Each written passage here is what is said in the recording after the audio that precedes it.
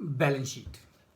ये balance sheet क्या है, ये बैलेंस शीट की यूटिलिटी क्या है, और ये बैलेंस शीट अच्छी है कि बुरी है, किसी कंपनी की बैलेंस शीट अच्छी है कि बुरी है कैसे मालूम पड़ेगा, ये समझेंगे हम पहले बैलेंस शीट के बारे में।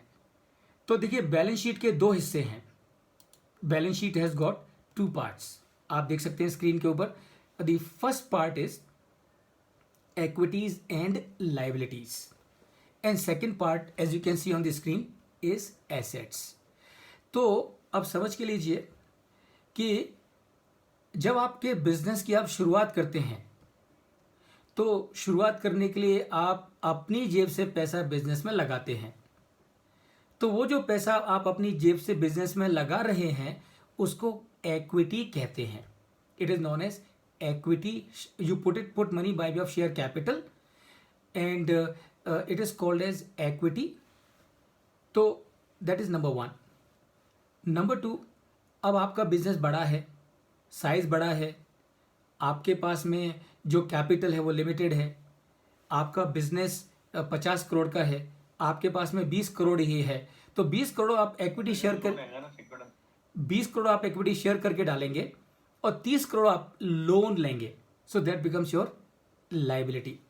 So you have the first thing is equity and the liability, that is one side of the balance sheet। अब equity में दो हिस्से हैं जैसा कि मैंने आपको बताया। equity यानी कि वो पैसा जो आपकी जेब से डाल रहे हो, liability वो पैसा जो आप बाजार से उधार ले रहे हो। और एसेट्स में भी दो तरह की एसेट्स हैं। कौन सी एसेट्स हैं? एक को बोलते हैं नॉन करंट एसेट्स और दूसरी को बोलते हैं करंट एसेट्स। तो पहले समझ लें कि करंट एसेट क्या है। समझ के लीजिए, करंट एसेट वो एसेट्स हैं जो कि एक साल के अंदर कैश में कन्वर्ट हो जाती हैं। Those are known as current assets. For example, inventory is a current asset, receivables are current assets, cash and bank are current assets in any case because they are cash only। So those are your current assets। Please remember, current assets कौन सी हैं? current assets वो है जो कि एक साल के अंदर कैश में कन्वर्ट हो जाती हैं। That is current assets। What is non-current asset? Now definition of non-current asset is very simple। Definition of non-current asset is an asset which is not a current asset is a non-current asset। So what are the non-current assets? Land, building, property, plant and equipment, computer, furniture, intangible assets are all your non-current assets। So दो तरह की assets हैं, current assets and the non-current assets। एक चीज ध्यान रखिए कि current assets get converted into cash। Current assets get converted into cash and the current assets are used to convert the current assets into cash। So that is the difference between the current assets and the non-current assets। Now, so under the equity, अब देखो, आप देख सकते हैं screen के ऊपर share capital है, share premium है, रिजर्व्स है ना। तो ये तीनों का जो टोटल है that is called as equity. It is also known as shareholders money. It is also known as shareholders money, यानी कि ये क्या है? ये शेयर होल्डर्स का बिजनेस में जो पैसा लगा है वो है ये। तो अब देखो, आप सबको मालूम है इक्विटी शेयर कैपिटल क्या है, सबको मालूम है, कोई डाउट नहीं है, कोई क्वेश्चन नहीं है। शेयर प्रीमियम के बारे में आपको डाउट हो सकता है। तो व्हाट इज शेयर प्रीमियम? सी, कई बार क्या होता है कि कोई कंपनी 10-12 साल से, 4 साल से, 5 साल से, 8 साल से, 12 साल से बिजनेस में है, प्रॉफिट बना रही है। अब तक ये क्लोजली हेल्ड कंपनी थी, 2-4 प्रमोटर्स थे, घर के ही लोग थे, उनका ही पैसा लगा हुआ था और उन्होंने मेहनत करके इस कंपनी को बड़ा किया।